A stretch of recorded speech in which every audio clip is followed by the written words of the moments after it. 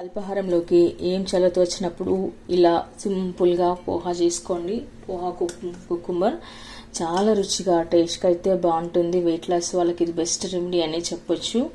Touch చేసే వాళ్ళకి కానీ ఇది తిన్నామంటే త్వరగా ఆకలి కూడా వేయదండి, అంతా బాగుంటుంది. అందులో హెల్దీ రెసిపీ కాబట్టి మనం కుకుంబర్ ఇవన్నీ యాడ్ చేసాం కాబట్టి చాలా రుచిగా అయితే బాగుంటుంది. మరి నేను ఇందులోకి ఏమేమి వేస్తాను, ఎలా చేస్తాను అనేది వీడియో ఎక్కడ స్కిప్ చేయకుండా చివరి వరకు అయితే చూడండి. హలో అండి, వెల్కమ్ టు మా ఇంటి రుచి మన కిచెన్. ఇవాళ మనము పోహా కుకుంబర్ చేసుకుందామండి. అందుకోసం ఇక్కడ నేను గట్టి పోహాన్ని తీసుకున్నాను. అటుకులు వస్తాయి కదా, అలా గట్టి అటుకులు తీసుకున్నాను. అలాగే ఇక్కడ సన్నగా అయితే ఒక కుకుంబర్ అయితే తీసుకున్నాను, కీరదోసకాయ. ఇప్పుడు మనం అటుకుల్ని బాగా క్లీన్ చేసి కడిగి పెట్టుకోవాలండి. వాటర్ అంతా నీళ్ళంతా వంపేసి పెట్టుకోవాలి. ఇలా మనం 2 times బాగా కడిగి వాటర్ అంతా వంపేయాలండి. నీళ్ళంతా వంపేసినాక ఇలా పొడి పొడిగా ఇట్లాగా మనం చూసుకొని పెట్టుకోవాలి. ఆ తర్వాత మనం కుకుంబర్లోని సన్నగా కట్ చేసుకొని గింజలు తీసేసి కట్ చేసుకొని పెట్టుకోవాలి. నాకు ఇక్కడ దోసకాయ అంత లేతగా ఉండడం వల్ల గింజలు అయితే ఏమి తీయలేదండి, అలాగే నేను వేసేసాను. ఎక్కువ గింజలు అయితే వెళ్ళలేదు.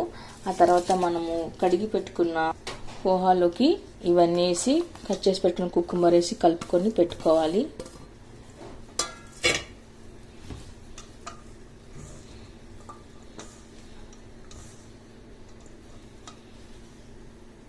ఇలాంతా కలిపి పెట్టుకున్న తర్వాత ఇప్పుడు మనం కడాయి పెట్టుకున్న అందులోకి 3 tablespoon వరకు అయితే ఆయిల్ వేసుకోవాలి.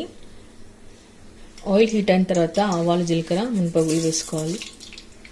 తర్వాత పల్లీలు వేసుకున్నాము. పల్లీలు కాస్త దూరగా వేయించుకోవాలి. మంచి కలర్ వచ్చే వరకు మనం పల్లీలు వేయించుకొని పెట్టుకోవాలి.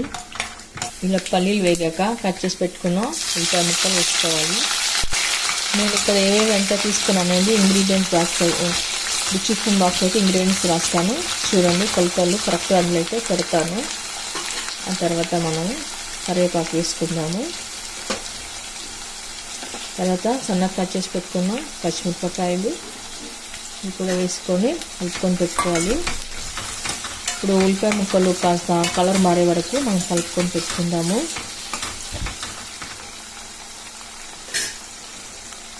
ఇప్పుడు ఇందులో కొద్దిగా పసుపు, ఉప్పు, ఇక్కడ మనం రుచికి సరిపడా ఉప్పు వేసుకోవాలి.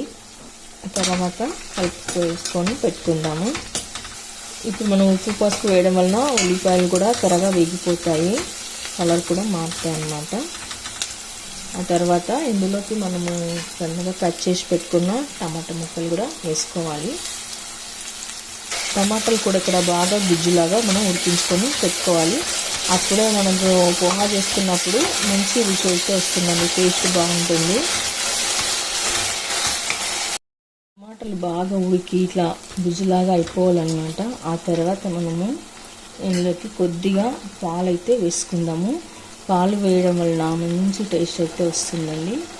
ఇప్పుడు పాలు వేసి పెట్టుకున్న తర్వాత ఒకసారి కలుపుకొని పెట్టుకుందాము. ఇప్పుడు బాగా ఉడికి గుజ్జు అంతా దగ్గర పడాలి. కొద్దిగా గుజ్జు అంతా బాగా దగ్గర పడి ఆయిల్ పైకి వచ్చిన తర్వాత మనం కలిపి పెట్టుకున్న అటుకులు వేసి కలుపుకోవాలి. ఇదంతా బాగా గుజ్జు ఉడికిన తర్వాత ఇప్పుడు అటుకులు వేసుకుందాము. ఇలాంతా వేసాక బాగా కలుపుకొని పెట్టుకోవాలి. ఇప్పుడు మనం వేసినది అంతా కలిపి పెట్టుకోవాలండి. తాలింపు వేసాం కదా, అదంతా అటుకులకు కవర్ అయ్యేట్లాగా బాగా కలుపుకొని 2 నిమిషాల పాటు బాగా మగ్గించుకోవాలి. అప్పుడే మంచి టేస్ట్ అయితే వస్తుంది. ఈ పోహా కుకుంబర్ అనేది బ్రేక్ఫాస్ట్కి చాలా మంచిదండి. మార్నింగ్ అల్పాహారంలోకి వెయిట్ లాస్ వాళ్ళకి ఇది బెస్ట్ ఫుడ్ అని చెప్పొచ్చు. మనకు కట్ చేసి పెట్టుకున్న దోసకాయ ముక్కలు మంచి ఫ్లేవర్ రావాలంటే ఇలా ముందు అటుకుల్లోనే నానేసి పెట్టుకోవాలండి, కలుపుకొని పెట్టుకోవాలి. లేదా మీకు తాలింపులో కట్ చేసి పెట్టుకున్నట్లయితే ఆ ఫ్లేవర్ అయితే రాదు. దోసకాయ ముక్కల నుంచి ఆ ఫ్లేవర్ అయితే రాదండి. మనకు ఆయిల్లోనే ఉడికించుకుంటాం కాబట్టి అవి కూడా బాగా మెత్తబడిపోతాయి, పైగా స్మెల్ వాసన అంతా పోతుంది. అందుకోసం నేను ఇలానే చేశాను అనమాట. ఇంతకుముందు ఒకసారి ట్రై చేశాను, చాలా టేస్ట్గా బాగుండే. దానికోసం నేను ఇప్పుడు ఇలా చేశాను. చాలా బాగుంటుందండి, రుచిగా కూడా ఉంటుంది. ఒక్కసారి చేసుకుంటే మళ్ళీ మళ్ళీ మనకు బ్రేక్ఫాస్ట్కి ఇదే కావాలనిపిస్తూ ఉంటుంది. మీకు ఇక్కడ ఉప్పు చూసి వేసుకోండి. నేను ఇందాక వేసాను కదా, ఇప్పుడు కొద్దిగా అయితే వేసాను. నేను వేసిన ఉప్పు ఇక్కడ నాకు కరెక్ట్గా సరిపోయిందండి. ఆ తర్వాత ఫైనల్గా మనం కొత్తిమీర వేసుకొని గార్నిష్ చేసుకుందాము. కనుక మనము మార్నింగ్ బ్రేక్ఫాస్ట్లోకి పోహాతో చేసుకున్న తిన్నామంటే మళ్ళీ మళ్ళీ కావాలంటే అంత టేస్ట్గా అద్భుతమైన రుచి ఉంటుందండి. ఇక్కడ 2 పెద్ద సైజు టమాటాలు వేయడం వలన నిమ్మరసం వేయలేదండి. మీకు కావాలనుకుంటే ఒక టమాటా వేసుకొని నిమ్మరసం వేసుకోవచ్చు. నేను నిమ్మకాయకి బదులుగా 2 టమాటాలు అయితే ఎక్కువగా వేసాను. తర్వాత పైన కొత్తిమీర వేసుకొని పెట్టుకోవాలి. ఇంతేనండి, జస్ట్ సింపుల్ 10 నిమిషాల్లోనే అయిపోయింది. ఇప్పుడు మనం సర్వింగ్ బౌల్లోకి తీసుకుందాము. ఓకే అండి, చూసారుగా. మరి మీరు కూడా ఒకసారి ట్రై చేయండి. మీకు ఎలా కుదిరిందో కామెంట్స్లో పెట్టండి, లైక్ చేయండి, షేర్ చేయండి. తప్పకుండా మన ఛానల్ని సబ్స్క్రైబ్ చేయండి. Thank you for watching.